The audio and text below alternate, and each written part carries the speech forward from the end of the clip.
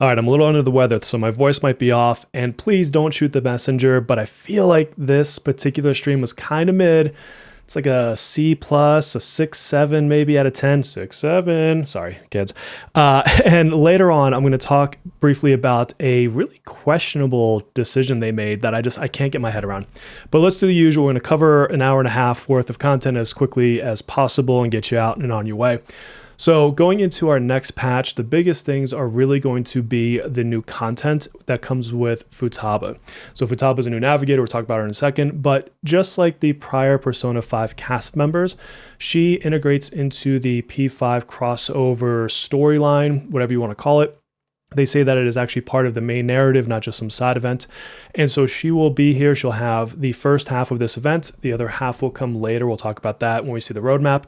And so it is good content. It's new content. If you like the story, then there's more of it for you. If you don't like the story, you're at least getting a ton of rewards by going through it. So I do highly recommend that you play through it, get what you want to get out of it. There'll be different shops that come with it. So certainly something to look forward to and to clear out before it disappears. I won't show too many of the story slides. But basically, they're just, talking about the event itself, and it's going to talk about the fact that this is part 1 of 2. Just like if you remember Fox and Queen, if you were here when they came out, they had a part 1, 2, same sort of setup. So story is coming. Look forward to some more content to go around it. Again, some more screenshots here. Then, of course, we jump into Futaba herself. Brief introduction. If for some reason you don't know who she is a navigator or an elucidator, as they call her in this game.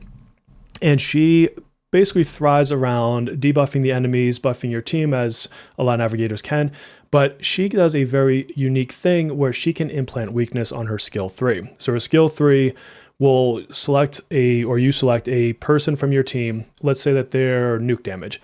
It will then make everybody go down a weakness level in their nuke resistance for the enemy. So for example, let's go into someone who is strong against nuke. So maybe a boss.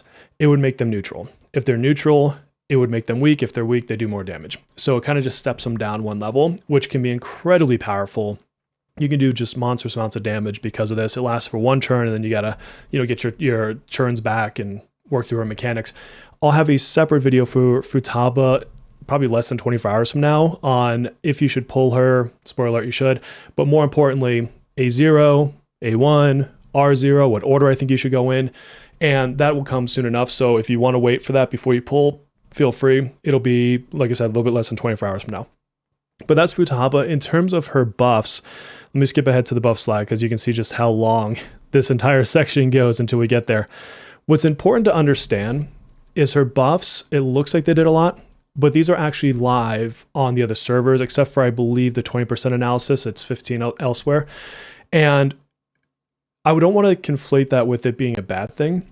We're still getting all of this several patches before any other server did. So even though it's not like a special global exclusive buff, and I know some people are going to argue that, and hey, they actually got this in 4.3 or whatever it was, in China, that's fine. We're getting it in 2.4.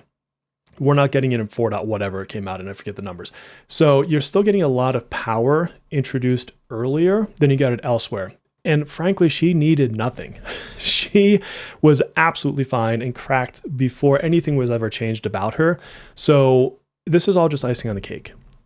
I still think this is positive. This whole section of the live stream is probably the most exciting section of the live stream.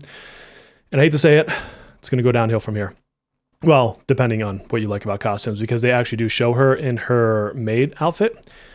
It's a paid costume, just like, Yusuke's or anyone else that's gotten them. So if you like this, go for it. I also was joking with someone on Twitter. If you guys want to buy me the outfit and sponsor $500 towards me, I will gladly wear it on the stream.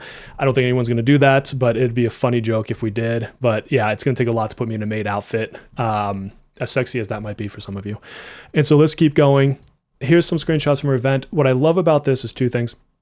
One is it's the boss where you get to set your difficulty by picking your modifiers.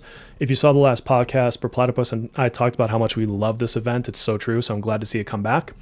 And on the other side, you get a lot of joy coins for completing the challenges. So I am in love with that. I want to max out the dagger that comes with Haru the day it comes out, and then I'm going to come back and max out the Blessed Dagger, so I have it ready for Violet. So I'll take as many of those as I possibly can without fail every single time.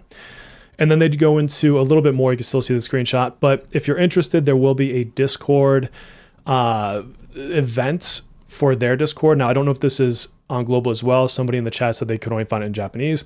But effectively, there's going to be a champion winning platinum tickets from this event. I don't know if there's going to be any sort of randomness here.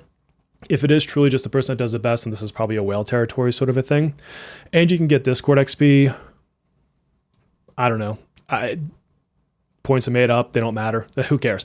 So cool. I'm glad they're doing community sponsored stuff, but I don't know, temporary expectations on what that is. They will then go into reruns. It's fine. I love that there's reruns. We're getting both Fox and Queen. My issue with this in the live stream is they spent, 10 minutes or so talking about what they talked about when they first came out. They showed the same buffs. A lot of people were confused, thinking these are new buffs. They're not. These are the same things that they have today on global. They're just reiterating what they said when their original patches came out. And they basically went through it like they did originally. So a lot of, I'm going to call it padding. It came with these. I hope that in the future they take these reruns and they just make it a quick trailer and they move on with their life, because it's honestly kind of a waste of time. It was a great chance for me to get coffee though, so maybe I should thank them for that. So they talk about the reruns. Again, I think it was a waste. And then here's the killer for me. They talked about our new synergy story. So this is our new, person you can rank up or whatever. And it's Cherish. So they followed the same pattern of whoever the next character to launch is, they bring their synergy forward. That part's not surprising. But what is surprising is two things. One, we still don't see Miyu anywhere. So that's Puppet. And the longer we wait to get her, the less valuable her traits are, because she's helping you with the buffs that gifts give, as far as like how many points you get. And so I don't know about you, but I've been grinding characters this entire time, and I've got almost everybody to the point that I've got all of their rewards. They're not level 20, but I honestly don't care about getting them all to 20. But their rewards, I've just about, if not, have unlocked all of them, but maybe the outfit, from that one lady.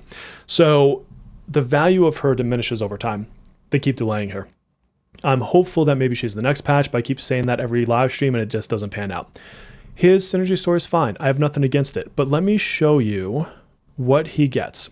So if you look at his synergy abilities, they're all centered around Tycoon. Tycoon is a card game. Super fun one. I'm going to spend hours upon hours upon hours in it. There's tons of rewards you get in it. It's going to be fantastic. It's not coming. Not this patch. So they brought forward a confidant or synergy, whatever you call it. You can unlock his abilities for a game mode that you can't play. Why?